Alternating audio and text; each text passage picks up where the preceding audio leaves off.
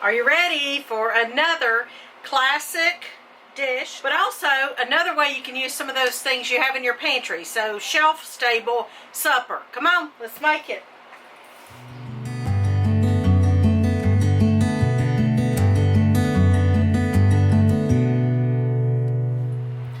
Welcome to Heritage Ways, where we honor home, celebrate heritage, and spread hope. I am Miss Katie. I'm a mama to 6. I'm a marmy to 2. I'm a mother-in-law to 2, and I'm just blessed all the way around. I have so many sweet friends, and many of you are on here to help encourage and support and get new ideas. So today, I'm going to bring you something that's not really new. It's rather classic, but I think you're going to love it, and I hope you haven't forgotten about it. Let's remind you. The hum you hear in the background is my convection oven working hard to bake my sourdough bread. The sweet little noise you hear out the window are our 3 littles, and they are playing tag and whatever game they're playing right now. We are the parents of three adopted children, so those are the ones we call the littles, and that's probably who you'll see on here every now and then. Our 3 oldest children are adults. Okay, we're going to make classic tuna noodle casserole. Now, this is a shelf-stable food. If you are, you've got things that you bought just to have on your shelf so you don't have to go to the store very often. We've been in a situation where a lot of people have done that. But also, I'm bringing this to you because it's just a delicious, classic comfort food. Classic tuna noodle casserole. You might find this recipe on the internet, Pinterest, all day long. You can find it. It's nothing new. In fact, there's nothing new under the sun. I am going to multiply this recipe times 3. The original recipe that the Kimball Soup Company put out to sell their soup. Obviously, that's why a lot of recipes came into being, to use the products of the companies. I'm going to multiply this times 3 because their original recipe feeds 4. Well, I never. No, that will not work for us. And plus, we love leftovers. You're going to need a package. This is for the 3 times. So it's going to feed the 5 of us, plus we're going to have a couple leftovers.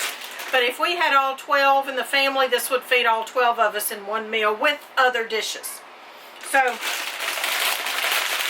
picked this up in Texas because I like supporting local, and that's where we were at the time. This was local where we were. This is 12 ounces of egg noodles. You're going to need 2 to 3 cups of green peas, frozen. 6 cans of tuna, because the original recipe calls for 2, so I'm multiplying it times 3. And then I'm using this kind of family size of cream of mushroom soup. Now this equates to about a little over 2 cans of soup. So this technically is not times 3. 1.5 cups of milk, and today I am using local milk by right around here in the Middle Tennessee area, Hatcher Dairy. It's pasteurized, but it's not homogenized. I would prefer raw, but this is what I have, and I'm thrilled to have this from the local dairy. Also, I'm going to add cheese. That is not in the original recipe. Pimentos are in the original recipe, which I don't have. And then a crunchy topping. So it calls for breadcrumbs and butter, but I couldn't bring myself to buy breadcrumbs, but I was already buying this crunchy type cereal for another topping, and I'm going to use it. So you use what you have. Alright, right now I'm just going to boil the noodles according to the package directions. I've got the peas in a colander in the sink, just kind of thawing out. My milk is measured. I'm going to boil the noodles and open the cans and bring you back. We're going to put it all together and put it in the oven when the sourdough comes out. Okay, I'm going to take my noodles off the stove. I'm going to strain them, and I'm loving these Of gloves. I learned about them through my friend Miss Vicki at Vicky's Country Home. So if you don't know about her channel, go now and learn about her. And if you want to order some of these, we have a link in our Amazon influencer page. And if you use that link, it helps us a small amount. But every little bit counts, right? Alright, my oven's still humming with my sourdough bread. and I'll just bring you in. I'm looking at this amount of noodles, and you know what, honestly, I probably could have used even more than that. Let me bring you in. Okie doke. So I've got 6 cans of tuna. Remember, tuna's got that good healthy fat, y'all. Okay, I'm just gonna, no particular order. Actually, I'm gonna dump my peas in there first. Then I'm gonna put my hot noodles on top. You know, the original recipe says combine this and that and other thing first, but I'm not. I'm not. Then I'm gonna put my cheese. Putting the whole thing, 8 ounces. Then I'm gonna, okay, then I'm gonna add my milk, 1.5 cups. You could probably use reconstituted evaporated milk if you have that on your shelf and don't have fresh milk. And if you want to use 3 full cans of this of cream of mushroom soup, and you know what, if you don't have cream of mushroom, you can use cream of chicken, cream of celery. I just call it cream of, you know, whatever you grab. Also, a little tip I didn't do, but I should have. I should have put my milk in here and rinsed this out to show you that that's typically what I do.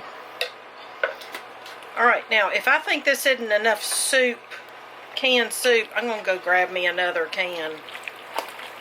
But I think they don't need more liquid. And you know what? Absolutely. I could have used, in my opinion, another pack of noodles or a half a pack. I like a lot of noodles. But this is a kind of a twist on the original recipe. Not too far off. Alright, I'm going to pause here and take a minute to tell you I just changed my mind. I am adding another whole bag of noodles. Now, that is 6 times the original recipe, and everything else is 3 times. But we like noodles, and I like it more noodly than not. Plus, it makes it more frugal. It's up to you. Also, I'm going to add this can of cream of poblano soup that I got in Texas at HEB. If you live in Texas and you have not found the joys of HEB, bless you. Run, don't walk, and go. I love it there. Anyway, cream of poblano soup, that should be good. I'm showing you this to encourage you to make changes in a recipe. That's how new things are created. Make notes, make changes. I'm going to boil these up. I'm going to put this can of poblano soup and these noodles in this bowl, and then I will come back and we'll get it ready for the oven. Alright, I have those noodles cooking. I've already put that soup in here. I want to show you a tip if you don't know this already. And I mentioned my friend Miss Vicky a while ago. She does this. And also a sweet lady from back home in my childhood, Miss Jane from church. And a good dear friend of the family, her family and our family. But I've learned a lot through the years. And Miss Jane did this too. She would use these butter wrappers to butter the outside of her baked potatoes, if I'm not mistaken, if I remember correctly. She taught me to do that. Taught by example. You know, that's what I teach Little Miss Homemaker. And if y'all are a new cook, observe. She said the other day, how do you know how to throw something together and come out with a delicious meal? Well, I don't know about that. That was a sweet compliment. But I've just observed through the years. I've got recipes that are the early 1970s that I've written. And I was probably, let's see, I was about 7 or 8 when I started asking ladies for the recipes of things that I tried. And I would write them down, still have those recipes where the year is written on there to indicate I was 7, 8, 9 years old. So I tried to observe, and I've watched cooking shows through the years, and I've just observed. So that is just one way to learn. You're not going to learn anything overnight, but just persistence and observation and practice. So I just take this. Now it's hot in here today. And there's not much butter on that wrapper. But it's hot in here, so it didn't take long when I took this out of the fridge to rub it on here. But these are just saved butter wrappers from where you have your sticks of butter if you don't make your own. Now, I bought these disposable pans. I asked Mr. Patient to buy them for me because we're in a transition period, and I don't have a good deal of my dishes and my baking pans. If you're just tuning in, we have just finished about 18 months of full-time RV travel, and we're headed to our next home, our next farm, our hospitality farm. We interrupt this tuna noodle casserole to take care of the sourdough. I thought y'all might want to see. This is part of the cooking process, and okay. Oh my goodness, I think it's going to be flat as a pancake. But anyway, it'll eat, Mr. Patient says. Alright, it's going back in. Yeah, it's not the best loaf in the world, but nothing's, always perfect. Alright, there's that. So I cook it in here, covered in the Dutch oven at 450 for 20 minutes. I cook it uncovered for 30 minutes, and then I take it out of the oven and I cook it for 10 minutes. So I'm going to put a timer on for 10 minutes, and then our oven will be freed up for our classic tuna noodle casserole. But sure enough, this loaf of sourdough is not going to be great. I used a different recipe than what I usually use, and I am not pleased. Just about as flat as a pancake. But it'll be okay. It is not like it's supposed to be. It's probably going to be dense and hard. Like I said, I used a recipe that I'm not going to use again. But we're still going to use it. And hey, you can make croutons out of, bread or something like this that didn't work too well. And by the way, these gloves again, see how I'm just holding this and it's straight from the oven? Alright, I know this is going to be a lot of noodles, but like I said, we like that. I like that. I'm the one cooking.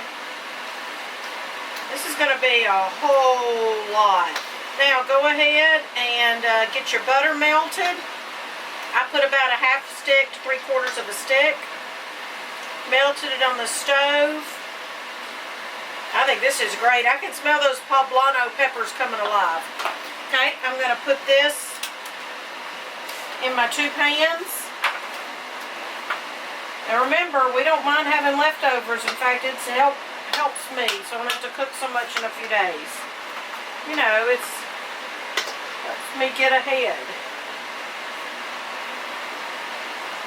Okay. You can add more cheese. Alright, so I melted the butter, and I put some of that crunchy cereal in a bag and crushed it up. Right, the directions say to bake this before putting the crunchies on top. There's your casserole. Okay. Oven's already hot.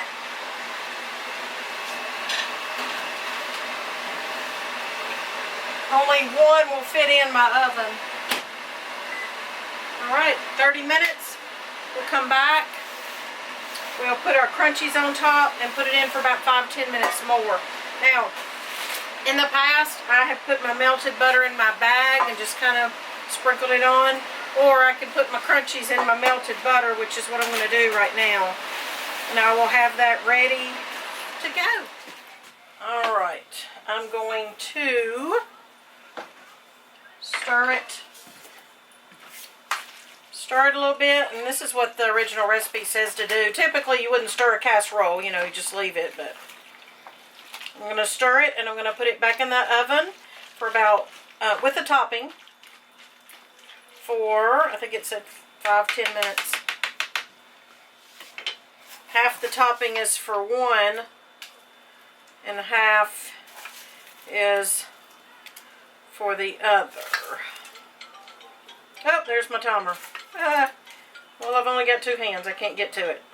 Alright. Probably should have made more topping. We like lots of topping. And yes, I just licked my fingers. Okay. Put this back in for about 5 minutes. You know what? I'm putting all this topping on top. I can make more for the next one. Do y'all like crunchy topping? Or do you like cheesy topping? You know, you can put cheese on top. I don't know. I left it in a little longer than what I told y'all. I like it kind of crispy. Like I said, I'm going to taste it. Alright, I've served some of this up on an antique plate that I love to use. We've got the crunchiness of the topping and the creaminess. I also have a 3-bean salad. Keeps really, really well. And actually, this is a recipe that we have on our channel that Little Miss Homemaker put together about 2 years ago. So I think you're going to want to, or maybe it was last year. No, 2 years ago. I think you're gonna want to go see that recipe, that video, because her voice has changed and she's grown up, but she shares that video for the classic 3-bean salad. So we have 2 classic dishes, and I am so excited to try them for you. I'm glad I used the extra noodles. It's not too many in my opinion.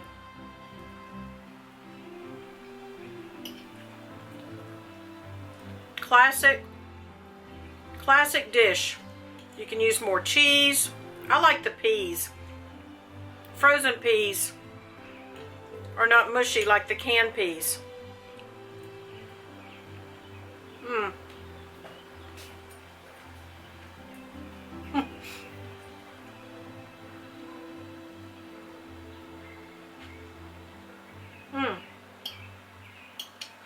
The sweet and sour of the bean salad is so good, and I just love this comforting casserole. I hope you'll try it. I hope you will be inspired. I hope you'll hit subscribe and ring the bell so that you can get notifications, and I will see you next time.